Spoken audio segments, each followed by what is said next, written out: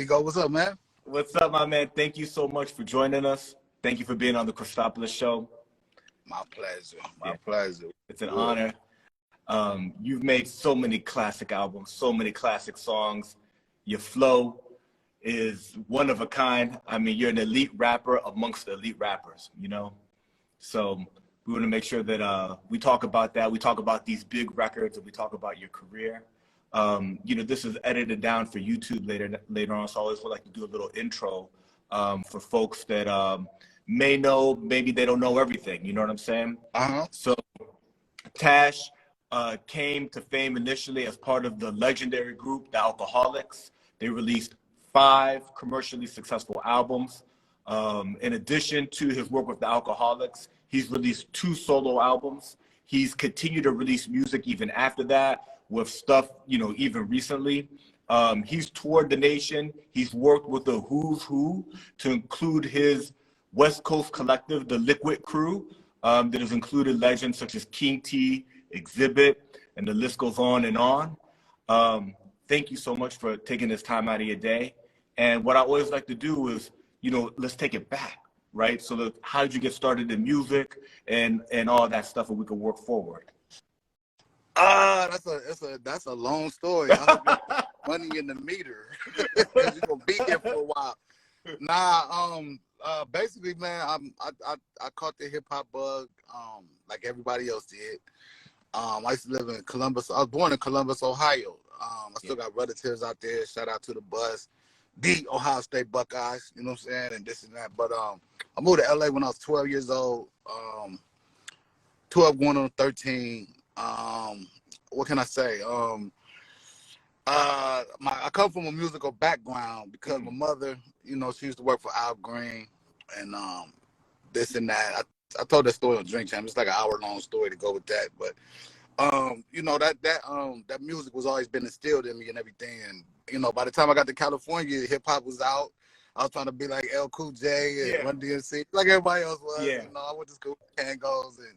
You know, being from Columbus, though, I used to get all the New York mixtapes and all the New York, all the gear, and I had gold teeth in my school. I had gold teeth in high school and shit. You know what I mean? Yeah, nobody was doing that. Yeah, it was like I was the first person in LA that I knew that. You know, we knew those from the bank, but you know, all the fashion and stuff. I used to go to Talib's in Columbus and everything, come back with Troop and all that. You know, but to make a long story short, or a short story long, how the licks came about, I was in a group. Me and E Swift, we met in LA, and we went through the underground trenches by ourselves. It was Tash and Swift. We had all kinds of deals on the table and all kinds of shit. Just really, like I told that story before too. It's like E Swift used to be a popular DJ, and I left home early. I went to go live with E Swift, and I called him Uncle Rob, his pops and everything, when I was 15. And from that point on, 16, when that point on, you know, E Swift used to be like this hell of a house party DJ that, you know, rock like college backyard boogies and all this and everything. So my job was to carry his, you know, when they had the big ass like turntable crates and, you know. I remember the vinyl, carry the vinyl. And that was my job, to carry that just so I could get in the party for free. And then I wrote a rap one time to the Biz Marquee, Nobody Beats the Biz beat. Yeah. And Swift like that rap. I said, hey, we just, you know, just started doing demos, and he basically you know, he was like a prodigy, man. He was like a Pharrell, like a he was self-taught with everything, but you know, the equipment and everything. He Swift did a lot of the production. Yeah, initially he did it all. That's how we got, like, people don't realize, like, our first album was really our demo. You know what I mean? Like, we got signed off that demo, then we took the money, went to the studio. Recorded the demo in the we studio. Recorded, good speakers and good equipment and stuff like that. And then we turned the same shit back in, and they loved it. We might have did 1 or 2 more songs or something, but we burnt a lot of money. Yeah, that one. We party every single night of the making of that album. So half that album making process is a blur, but you know, it was fun. Man. It was fun times. LA was on fire. You know what I'm saying? They tried to like pigeonhole LA rap for a minute. They tried to say the West Coast didn't have no lyricists or some shit. I remember, you know, back in the days, it was like the West Coast can't really rap. They just know about gang bang rap and all this. So it's like the Alcoholics, we was the first one to kind of, no, we wasn't the first one. I'll take that back. I retract my statement. Yeah. We was the part of the wave that showed the East Coast and the West Coast and the down south and everybody else that the West Coast has some, some lyrical content. And a different vibe too, because it was kind of like lyrically complex, but it was also kind of like party music. Yeah, that's what it was. It was like hardcore. That's what I called it, hardcore party music. It was like the Black Beastie Boys. Yeah, that's a good analogy. Episodes, a lot of but we went under the radar, I think, to a lot of people because we wasn't, kicking that typical, West Coast shit. Yeah. And we grew up with all that. We could have made hella gangbang raps just from seeing what we saw and hanging around who was hanging around with. But we decided to keep it to our roots and keep it hip hop. I don't know what. Yeah, but that's a good point right there. For like you guys get the deal, you get signed off the demo. You basically record that demo in the studio, add some, you make it tighter and everything. And that's 21 and over. When did you connect with J-Ro? Before 21 and over, we was rapping. Well, basically, like I was a solo artist, and J-Ro got introduced to us by this dude named Kevin Henderson, Cousin Kev. He on a weightlifting gym in Hollywood right now. He cracking, but Cousin Kev and me was best friends, and he met J-Ro through something, and then Swift started making J-Ro's demo, by itself and everything. And then we did one song. We did a song called I don't know if our first song was called Pass the Joint or it was called I Get Funky, one of the two. But we did a demo together, and people was just tripping because we rapped so differently that people wanted to hear some more. You know what I mean? Because at that time, like if you was a group, you pretty much rapped and sung or whatever, like the rest of your group. You know what I mean? Like EPMD, like everybody thought they was one person at one time. And Dots and Effects. And, all these groups that they had two rappers that sounded the same, Onyx and these different peoples. And we came along, it's like J-Ro rapped the California way, real slow, it's clear and this and that. And I came in yelling and doing all this other shit. So, people was like, man, y'all should do some more, demos together. We did some demos. And that's how it started, We just people liked the combination. And best friends too, so that helped, you know what I mean? Yeah. We hang around. Yeah, on that album, and when y'all first came out, you know what I mean? Like there was a chemistry that was really special. I grew up in DC. This is, probably I guess cool for you to hear. The Alkaholiks was our favorite shit. You know what I'm saying? And this is, we're right there on the East Coast, but we used to bump your record because it was so well produced. The rhyming was so dope. The chemistry, the concepts were completely original. Now a lot of people have done similar things, but y'all were the first, Yeah, man, we was the guinea pig, all that shit, you know what I mean? But it was a wave of us that we used to do DC all the time, like Howard University, like all the colleges out there, Maryland and Virginia Beach and all this. Basically, that's a hot. We used to love it going out there because they appreciated that hip hop. I got a lot of stories. I imagine you got some good stories. I ain't gonna go into that right now, but that used to be the spot though, DC area. Yeah. So that album, your first album comes out in '93. Then you get Coast to Coast drops in '95, and that album kept making noise for y'all. Yeah, we just they had that sophomore jinx shit going around saying that you can't repeat what you did the first album, but in actuality, the second album came out of there way better than the first one, than the third one, and everything was cracking, man, to allow the record company. So you guys had the second album, Coast to Coast, and the third album, Liquidation, and those kind of came out like right after each other, like 93, 95, 97. Right. And then at 97, is that when Loud kind of basically, like after that album, essentially stopped? Yeah, I think so. I think it was around 97, 99, 98, 99. Well, so your first solo album was in 99, right? Right. That wasn't on Loud, though. That was on Sony. Oh, I see. So by that time, you moved on and did your first solo project. Right. Shout out to Steve Rifkin and his pops, Jules Rifkin, because they put the word in for me to get that deal. That's what's up. Shout out to Steve Rifkin.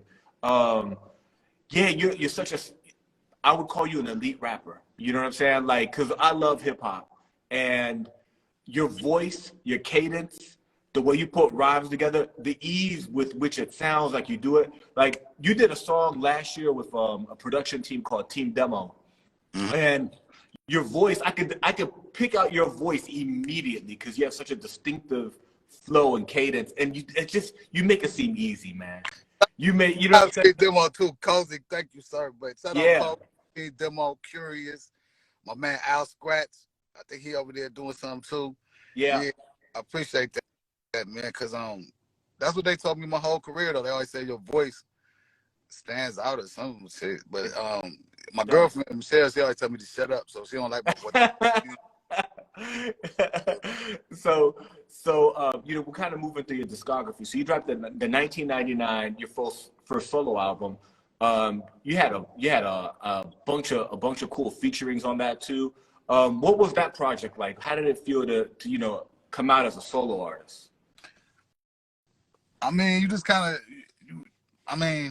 I started out as a solo artist, so it wasn't that big of a jump. Well, it was a jump because only thing about making, because really, if you listen to my album, I was trying to differentiate the alcoholic sound and my solo sound. So my solo album, I had love songs on there, The Game with Carl Thomas. What I was really trying to do with that album, though, I was trying to, the East Coast, West Coast beef and all that shit. Yeah. I was really trying to do was strategically let everybody know that everybody messed with the licks. You know what I mean? So that's why I dropped the first song with Raekwon. Yeah. And then I came back. Because really, I was supposed to do this one song called, what was the name of this song? I was supposed to be, I had a whole nother single before the Raekwon Rap Life thing and all that. And Rockwilder, the Be with Redman, he produced this song for me. And then Snoop and Dre came up with Bitch Please with the exact same beat. Nah. So I had to nah, not Bitch Please. It's called, the one we don't. Hold on, bitch, wait. One of them was, nigga, like right before my album, we had the video director, we was flying in Rockwater, all this, and then somebody said, "Hey man, you heard this?" And then all of a sudden, we had to abort mission with that one. But then I tried to strategically go, look, I'm gonna drop a single with my East Coast brother because we started out Loud Records with Raekwon, Wu-Tang, the whole Wu-Tang. Yeah, with all of them, and so then, I see right here, somebody said next episode. That's the yeah. Okay. I didn't ask it, but I got it right here. What came out first, Falling On or next episode? I don't know, but I know one thing. I know one thing. I played it for never mind, man. All right. It's all love. It's all love. Yeah, it's all love. It's all love all the time. But I hear you. They made a classic. They made a hell of a song that everybody's gonna remember. 300 years from now. So it can't matter. Yeah. But you guys have have created classic records, have an amazing discography. You're still dropping music. But you've also you're such a part of hip hop culture and legendary moments. Hey, you ain't let me finish my point. Oh, sorry.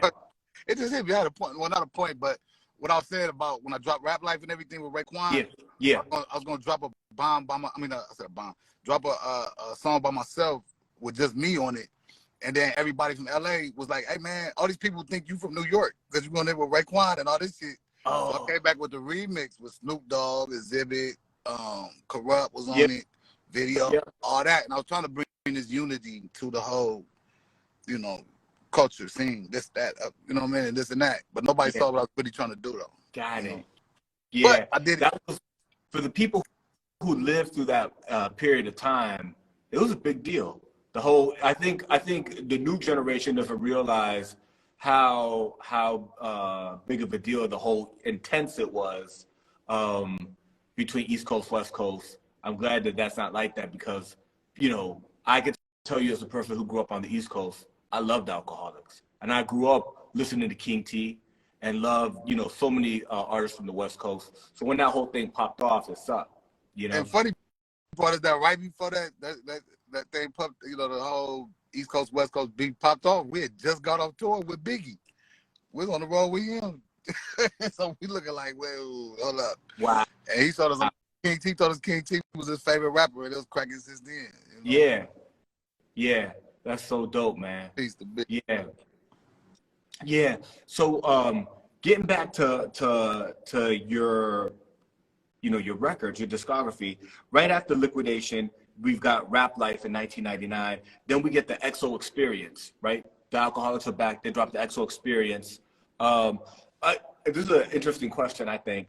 It's called XO Experience, kind of like Jimi Hendrix Experience. And the cover has got this vibe, just like the Jimi Hendrix vibe. Was that on purpose? Yeah, that actually is a cover of one of Jimi Hendrix albums, and we I ain't gonna go into all the details and everything, but this before weed was legal and shit. And we had this, Oh, yeah. we had this deal with the weed because they told us this shit was about to be legal and everything. But we had a deal with Jimi Hendrix estate, but he was dropping some weed. I don't know if that was really the reason we named the album that. We was just on that. Let's just do something different than everybody else is doing right now. And, we was on there with the bell bottoms and all this. It was. We was drinking a lot back then too, man. So they don't tell him. It's dope. It's dope. It's a moment in time. You know what I'm saying? It's dope.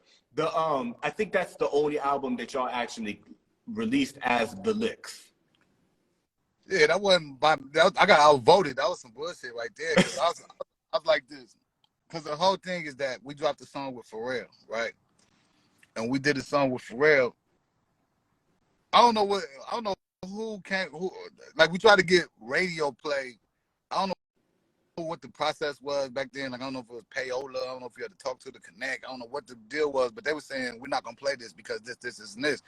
And it boiled down to, but if y'all change the name to the Alkaholiks, that makes it more, to the Licks, that makes it more, acceptable and all this and everything. I was like, dude, my fans are gonna hate us for this shit, man. And I told everybody, I said, this is not gonna work. They know that our whole thing we stand on is the Alkaholiks and underground hip hop and all that. So I wasn't really tripping the radio. Yeah. But of course, we dropped it and nobody listened to me. And actually, none of us wanted to. I don't think Swift wanted to neither. Or maybe J-Roll, somebody did, but the majority outvoted the others, and that was a big mistake. Yeah. Because we didn't get no extra radio play. Then when we dropped it, everybody looking for the Alkaholiks. They don't know we done switched the name to the Licks.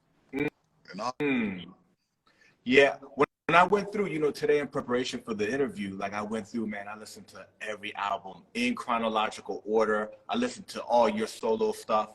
The Liquidation album's not on digital. I had to go find that joint on YouTube. It's not on like Spotify, stuff like that. Do you know if like Loud took it down for a reason? Because that's such a classic. They never put it up. It's 3 albums. We got 3 albums missing up off of there. And I called Steve. I called him about some other shit the other day, but yeah. Steve, and that was one of the things on the list that I didn't realize. I'm not a big I ain't gonna say computer, but whatever. But I know it's business and everything. But I don't think we know who because I know De La Soul and a lot of other people, they have problems getting their stuff up on that platform and those platforms, and they worked it out some kind of way. Yeah. But I just really don't know the answer to that. We're missing 3 albums.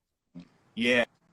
Yeah, no, it was in classic material too, man. I hope that gets on there. Yeah, De La just went through that, and they just got, and then they did like a big release. They did like a countdown and all. Let me say this real quick while we on here. Oh shit, hold up, Butterfingers. But anyway, shout out to De La Soul. Pies and Mace. I know it's a rough time, but De La Soul was actually the ones that took us on our first major tour from coast to coast, and that was a blessing because the tour was our idol. I mean, not idol, idol, but they ended up becoming our homeboys. But the De La Soul, they was with Chris Lighty. He was on the road with us. Rest in peace. Rest in peace. My dude Light, Consequence, all them was on the road with us. So it bridged that East Coast, West Coast, and they had groups like Hieroglyphics. Hieroglyphics I think was on the same tour on a different leg and everything. So we shot them out for just opening the door for us. We didn't have the money to get a tour bus and nothing like that. So they had all these tour buses. So every night when they loading their tour bus up to go to the next city, we was in a Cadillac, so we was already there. You know what I'm saying? We was there waiting on them at the next city. Like, we followed the whole tour bus, 50 states or something crazy like that. Yeah, man. And shout out De La Soul. Thank you for sharing that. What a dope story. Yeah. But I just wonder why God takes the good ones and leaves us here with the creeps. You know what I'm saying? These weird motherfuckers. It's like, Dave was the coolest dude, man. True boy. Yeah. Rest in peace to Dave, man. And the timing too, how it happened right before they all, the albums all came out on the digital streaming platforms, and that was a sad day for hip hop. Yeah, that's terrible. That was unexpected. Yeah, it was unexpected. So we talked about XO Experience, and then you guys, the last album that the Alkaholiks put out was Firewater. Hated it. Go ahead. And that one came out in 2006. Has there been talks about another Alkaholiks album? Yeah, we talk about it all the time, but like it's like this, like when you've done something for 30 years and everything, you're always looking for the next phase of everything. And it's like we did everything we set out to do. You know what I'm saying? Yeah. We was dreaming about this shit, in LA, 1989 and 90 and all that stuff and everything, fresh out of high school and all this. They was, basically we said we wanted to rap and go on tour and make money and provide for our kids and do this and do it. We did everything. We see the country, see the world and this and that. We did all that. So J-Ro and them, they on some other, activities right now. J-Ro, he moved to Arizona, so he's doing this thing out there. He got a beautiful new baby that I just met for the second time the other day. E. Swift is the head manager of MGM Sound Stage or something. He do the concerts at MGM in Vegas. He always busy. He be doing big ones like WrestleMania and Cher and all these different, these pop, So they doing their thing. But in the meantime, though, I got my shit ready to go. Yeah. Yeah, let's talk about that. What you got popping off? What you got coming up? You've been steady releasing music. You're still doing your thing. Yeah, shout out Jay Worthy. I talked to him, I think last night. Last night.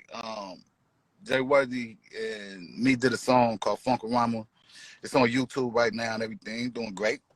Shout out to Jay Worthy. He on fire. Him and that Griselda and Alchemist and all them boys. I love that shit, man. Yeah. But they came and got me, so I appreciate them. You know what I mean? And I got one out with my man Sinful too, man. Shout out to DJ Hectic. Shout out DJ. Yeah, it's called Boombox Kings, and it's on my IG. And if you like the video, you can go to YouTube, whatever, and peep it out. It's on there. Yeah, are you thinking about just continuing to release singles because you've been dropping singles, you've been steadily dropping singles, collaborating with people, or are you thinking about putting together another Tash album? I mean, I got a Tash. It's called, actually, it's a 2-part title. It's called Wasted. Then in parentheses, it's going to say Time. You know what I mean? Because, I stopped drinking everybody knows I stopped drinking 3 years ago. A lot of people say they like me better with, no, they don't. They don't say that. But anyway, it's like this. Like I got this album called Wasted Time. It's just sitting there, man. I'm just waiting for the right situation. I'm older now, man, so it ain't like I'm out here trying to be the newest rapper and the freshest this and that. I just want an outlet to where I can put this funky, fresh ass music that I got under. Shout out to V1C too. He been supplying me with some beats, and we got a song out too. Me and him got a joint out. You can go to my, shout out V1C. Yeah, V1C is my dude from the Oakland. But basically, I'm just looking for an outlet that I like how they doing it. Griselda and all them, and it's like everybody has their own independent lanes now. I just want my YouTube channel, my website to sell the merch and people to get the music from me. You know what I mean? Yes. And, I just need a distribution deal or something like that. But if not, we're going underground with it. We're supposed to be low key. We're supposed to be dropping this beer, coming July 4th. Oh, dope. You know what I mean? Tentatively. You know what I'm saying? Got it. So you got new music. You haven't released it. You got an album, and you want to do it right with merch and do all that. Right, but what I meant was we're going to put the Alkaholiks music out through the beer. So there's going to be a barcode on the side of the beer. You can scan and get, every 6-pack, get a new song. You know what I mean? Oh. And, yeah, so we got those songs on deck. You know what I mean? Are those new Alkaholiks songs, or is it from the catalog? Nah, new ones. Brand new. Oh, man, that's dope. And you said that's coming for like the 4th of July? Yeah, that's what they think about pushing it back a little bit, but they said tentatively 4th of July release. It's called Likwit Crew. But like I said, so we got to work out a couple little kinks. Shout out Montage One and, the people over there at Boomtown. brewery. Oh yeah, I can't, man. That's gonna be. I'm gonna go get mine for And we're gonna sure. throw the livest release party ever in LA history. Yeah, yeah. That needs to happen. Yeah, it's going down. Definitely going down. Yeah. Yeah. But I apologize for the car. I was going to take y'all around my little Vegas neighborhood, but it's so windy. This shit it ain't work. Yeah, no, it's all good, man. So, you know, you're planning a new album release. You know, sometime this year, sometime this summer. Are there any MCs out there or producers that you'd like to work with? You know, maybe like cats from back in the day, or new talent that's coming out that you see popping off, and that you'd be like, yo, I'd love to do a collab with, you know, this person. I mean, yeah, but I kind of like, I mean, my whole thing is like this. Like, we always been so, I mean, I understand the question and everything. Yeah. But it's like to the point now that I got to stop being so humble, man. And what I mean by that, not being humble. I don't mean that, but I got to know my worth now. You know what I mean? I've done all these songs with I mean, Corrupt, Snoop, Pharrell, Old Dirty Bastard, Raekwon, Mixtape, Ghostface, this person, that person, all these different people, all these people. But I don't never get mentioned with none of them, though. You know what I mean? Really, my goal is this year is to step up, handle my business, and get my music out to the people that want to hear it. You know what I mean? And then, you know, start letting people come to me and everything. I just got the phone with Razcat. Shout out Raz. We're going to do that one. Shout out Razcat. Man, we just made a gentleman bet $1. I said, he sent me this beat. And I said, man, I've heard that beat before. I know who did it. And then I lost the bet. But anyway. Oh, 99 pennies, 100 pennies. But no, that's my boy. Shout out to Razcast too. Yeah. Shout out Razcast, man. What you know, he's such a legend too. Shout out SoFi, Mr. Tan too. That's my peoples. We got one of the questions from one of the people watching right now. Medicine 619 asked if you could talk. Medicine, that's my boy. Yeah. Medicine. He said to ask you about the ESP days. For what? I guess he never get nowhere. He wants you to tell people. Nah. We did no before there was any alcoholics or this or that. I know you don't heard of a rapper named Born Allah from Los Angeles. Me and him was a group. No, we was in the group Disturbance of the Peace. That's before the Alcoholics. But we had me and J-Ro had a group called ESP. Now I think about it, I forgot about ESP, but the demo was on YouTube somewhere, man. I was laughing. I was like, we don't rap none of that no more. But we were just trying to get a deal, so we did a demo. Matter of fact, we got MC8 on our demo. You know what I'm saying? Right when he was cracking. Deadly Threat, still my top 5 favorite rappers ever. Shout out to Threat, the Zoo, LA Zoo. Shout out Megan. Know them. But anyway, what was the question again? I'm tripping. My mind is going somewhere. He said that to give a little background on ESP. ESP, the Everyday Street Pose. That's why I want to bring it up. That name, Everyday Street Pose. I was like, that's kind of suspect. But anyway, we was Everyday Street Pose. Everybody else was gangsters. Yeah. And we used to kick, like, I used to rap hella faster, I think. But that was the good old days, man. ESP was like that's the demo that really got us the deal allowed. Now I think about it. The ESP demo. Shout out to Medicine too. We keep in tune when I be at SD. Yeah. San Diego. Yeah, that's dope. Oh, I didn't even see. I can see the people on here. Okay, hold up. You know I can't see. Craig G, the legend on here. I see you, Craig. What's up, Craig G? Hung up by now. Yeah. So one of the things that always stood out about the Wait a minute. I see this guy right here on here. See what it says Matthew? His name is Matthew Goey. That's the first person that ever put me on a microphone, I think, and record me. Oh, wow. I think. Wow. That might be. I think he might be. Wow. But Matt Goey is a legend, though. DJ Sarge. Yeah.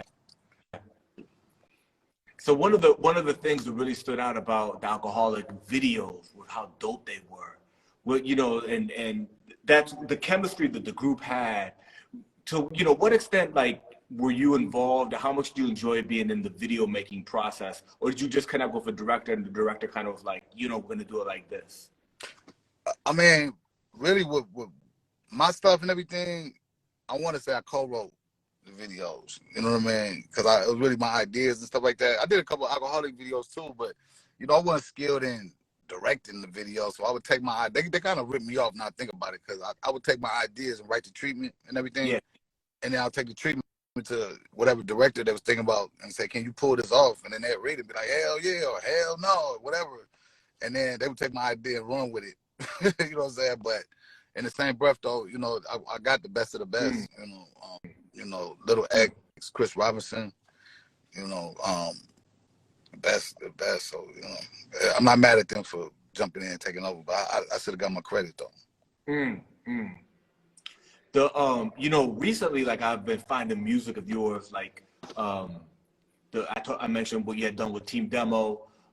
There's new stuff that you've been releasing. If people wanted to work with you, you know, if somebody wants to collaborate with Tash, right? They watch this live and they're like, man, he's such a legend. I'd love to work with him. What's the process for people who want to work with you, producers, you know, other MCs? How can they contact you? What's the right way for people to contact Tash? Just hit my IG. That's how most of the business gets conducted. Like, shout out to Al Scratch. Al Scratch sent me a hell of a banger and said, jump on this. And we still talking about when I'm gonna do it, but it's a monster. But that's the easiest way, man. Tash _ of _ the Alkaholiks. Got it. That's dope, But man. please don't do me that. Let's do it for hip hop shit and everything for free and all that. No, man. There's a price. Yeah. This is a legend. This is a legend. There's a price. Dues are paid. The dues are paid. Yes, I can't be doing it. I can't get the same shit I was getting 30 years ago. No, man. What Fat Joe say? The price with. But it ain't bad though. It's still cheap compared to other rappers. I do it for the support. You know what I mean? Like, yeah. But you gotta have a rack though. If you ain't got a rack, chances are. That's right. And that's all I can really say, because everybody else is charging $5,000-6,000. You know. You know. Yeah. But that's just it started with a rack. You know. Absolutely. That's good though. You know, we talked about the project that you have and how you're planning the merch and how a lot of artists are, you know, we talked about Griselda, how they're doing it. You've got other people like Rock Marciano, 38 Special. They're doing a really good job of managing, you know, releasing a product with merchandise, right? And the merchandise and you know, some physical copies and everything, all of that is actually where you make the money, and then you get the money off the show. So you've got that planned. Any other plans that you have coming up for, you know, the near future that you want to share with folks? I have my hands on a lot of cookie jars, but one of the things is, man, we about to I have an artist that I'm managing out of Dallas, Texas. His name is Junior Boy, and Junior Boy, he got a lot of shit, man. He got a lot of he has a dope music by itself, but he has these features that, shout out Mr. Lee. Like we lucky, man. We caught one with Mary J. Blige. We got with he has a song out right now with NBA YoungBoy called No Love. You can YouTube that. He has song. We got a song with coming out with Roddy Ricch and everything. Roddy Ricch on the hook. But shout out Junior Boy. That's one of my you know, it's like my little brother and everything. Like he was brought to my attention by a friend of ours, and I wasn't really a manager or nothing like that at that point and everything. I just knew everybody. So, you know, I just started putting two together, and I told him I'm gonna take him to the next level, and we right there. So that's one thing. Another thing too is my clothes brand, our clothes brand, but this right here stands for, well, this is the LA version right here, but when you see that LV, it stands for Live Victorious. You know, that's a brand that that we're pushing right now to Las Vegas. But I mean, other than that, man, I'm just, you know, I'm trying to spend more time with my kids since I you know, was away as, you know, when they were younger and everything. So I'm grounded. I stopped drinking, so, you know, I'm over here on some L7 right now, some square beers, you know. Yeah, that's good, man. We got one more question that just came in, and it says to ask you about the supergroup Concrete Babies. Oh, Concrete Babies, I'm working on that too. Concrete Babies is a group comprised of Main Flow, Prince Poe with Organized Confusion, Black Silver, and myself. And I put a lot of we did some stuff in the past and everything, but we got an opportunity to do some 2023. So it's coming down the pike. Coming along real well. Oh, I can't wait to hear that. And we looking for producers too, man, because a lot of producers been sending us straight. I don't want this nobody beats, but you know, it's like, come on, man. Yeah. So if producers wanna you know, if they want you to check out their beats, hit you up through the DMs, or just go to Concrete Babies on IG and just drop a note saying I'm trying to get these beats to you. Because we got a email to go. All the beats go straight to it, but I don't remember what it is though. Got it. So for producers that want to submit beats to that project that Tash was just talking about the super group Concrete Babies, search Concrete Babies. They have an Instagram profile. Try to find that email address so you can submit beats there, because they're looking for production. I think that there's a lot of dope producers. We just got to make that connect. Because how many dope producers want to work with Tash and Prince Poe? I get a lot of, don't get me wrong, it's not all the beats I just think that the sound that, there's a lot of people that never heard us before, so they sending us stuff that's up to, you know what I mean? They sending us like trap beats and stuff from, like, it ain't fitting, they ain't picking up what we putting down. You know, we ain't trying to recreate the 90s, but we trying to stand on them principles though. You know, it got to have a certain bounce to it to make it all type of shit. Like, I love the new shit and everything about it and what everybody's doing with it and this and that, but in the same breath though, like, I feel like, you know, our style is like a lowrider, man. It just get better with time, get more expensive with time, and, you know, as long as you take care of it, it'll run forever, you know. So like, why would I change it? Why would I change my style now? You know what I mean? 30 years later. You know what I mean? So I'm just trying to get to the people that want to hear what I got to say. So many classic records that you made. You know, for maybe some younger cats that are discovering you through this, you know, as this lives on through the internet, on YouTube and things like that. If, you know, you did all your classic work with Tha Alkaholiks, you did all your classic solo, you know, albums, you're still dropping music. If you had to just, you know, name 4 or 5 tracks that you've been a part of that you're like, if you need the Tash starter kit, listen to these tracks to know who I am and what I've done. I know there's some classics in there. I would probably tell them just start out with the first album and go to the last one. That's where we at with it. Start out with it's time to roll my sleeves up, fuck a few of C's up. Then go from that to the Downs. Go from that to, I put out a lot of mixtape shit too. Like, I did features with people that you probably wouldn't even know I did them and shit. But I have a list. They said I did like 600 features with people you know, I guess, or whatever.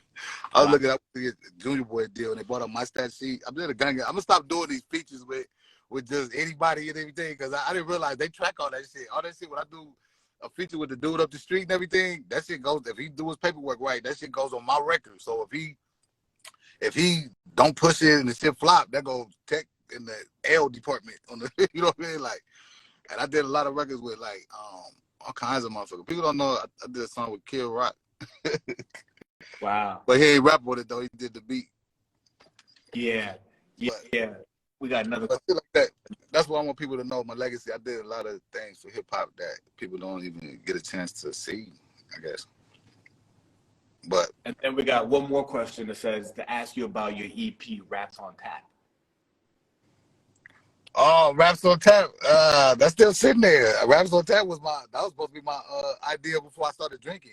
I mean, stop drinking. Yeah. But then I realized Raps on Tap don't mean nothing. I mean, you know, I'm still rap about partying. It's just this year I'm gonna be the bartender. Yeah. Instead of the bar fly or bar patriot, I'm gonna be the bartender. Yeah. No, I mean, you know, like in life we go through evolutions. You know what I'm saying? And your talent, you're still Tash. You know what I'm saying? Like, you still got the pen. You're still nice with the rhymes. So, you know, like, I'm sure we're all eager to hear that album you got that you're planning the release for, and everything else you got going on. But you know what's taking so long? Because we do all these shows and shit like that. But what I'm saying is, I don't even know how many people's on here right now. But what I'm saying is, y'all got to start mentioning us. You know what I'm saying? Y'all got to start telling people about us. Y'all got to start telling, because it's going to be to the point where hip hop ain't going to go nowhere. Then we're going to end up being like the Beatles and the old school artists, the Temptations. I mean, not Temptations, but the OJs toured till they was like in their 70s, 80s, all that. And that's why I see hip hop going. But y'all got supporters. When Tash drops something, man, just like this Jay Worthy record and everything, that's just smashing. But that's Jay, I had to jump on Jay Worthy record to get some eyes on me, you know what I'm saying, and this and that. And I'm just ready to, just y'all either gonna accept us or we gonna take our talents overseas. We're gonna try to Brazilian hip hop scenes. Nah. A lot of artists, they hit that European market. That's what we did for years. Then I got it my passport got taken from me, but I got it back, so I'm ready. Matter of fact, that's what I was talking to Raz about, and I was talking to my people, Toby, shout out Toby and Anthony Andrew, Izai, a road manager. We about to go over there. We got some shit lined up. Yeah. So European promoters. Yes.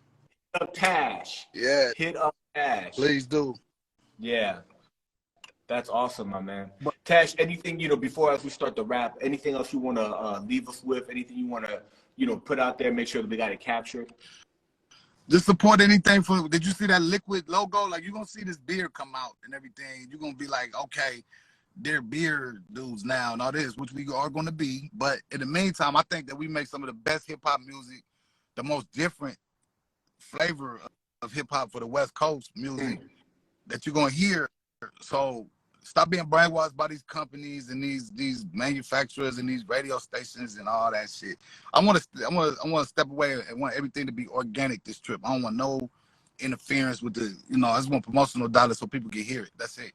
We don't need no ideas. We don't need no producers. We don't need no. Well, actually, we do need certain things. But my whole thing is I just want to leave the bullshit out and just kick that real and just hope people will accept it and start mentioning us with the greats.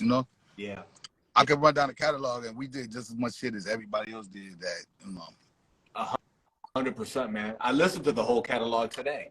I literally went through, listened from the first Alkaholiks album to the last, listened to your solo albums, listened to the new singles, and you have so many classics, so many things that came out. That you did them first. Also, we talked about Falling Off. Only When I'm Drunk. I think Jay-Z later used that beat. I mean, we could go on and on and on about so many moments that that you and Alkaholiks have been in, that you're legends. The work that y'all have put in.